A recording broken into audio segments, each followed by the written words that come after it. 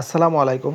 Exam point বিডিতে তোমাদের সবাইকে স্বাগতম। প্রিয় এইচএসসি 2026 সালের শিক্ষার্থীরা, আজকে আমি তোমাদের সাথে যে তথ্যটি নিয়ে আলোচনা করব সেটা হচ্ছে তোমাদের রেজাল্ট কবে দিবে।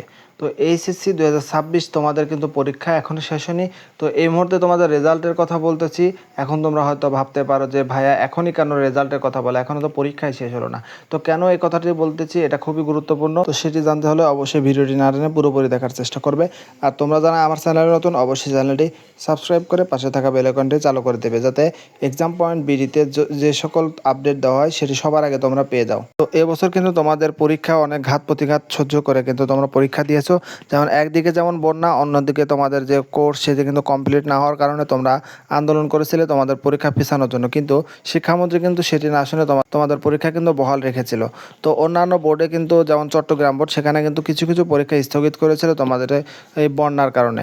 তো সেখানে কিন্তু পরবর্তীতে আবার পরীক্ষা নেওয়া হয়েছে। তো এক্ষেত্রে দেখা যাচ্ছে যে তোমাদের কিছুটা বেগ পেতে হয়েছে তোমাদের এই পরীক্ষা দিতে। তো এবছর কিন্তু তোমাদের পরীক্ষা একই প্রশ্ন হয়েছে প্রত্যেকটি বোর্ডে।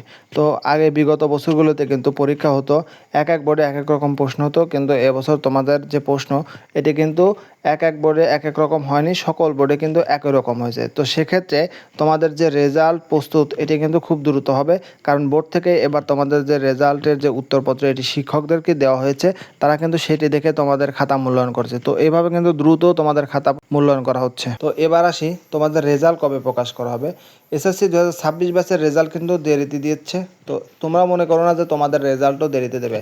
আসলে এবছর 2026 সালে তোমাদের রেজাল্ট প্রকাশের কিন্তু 60 দিনের মধ্যেই তোমাদের রেজাল্ট প্রকাশ করার কথা বলেছে শিক্ষামন্ত্রী।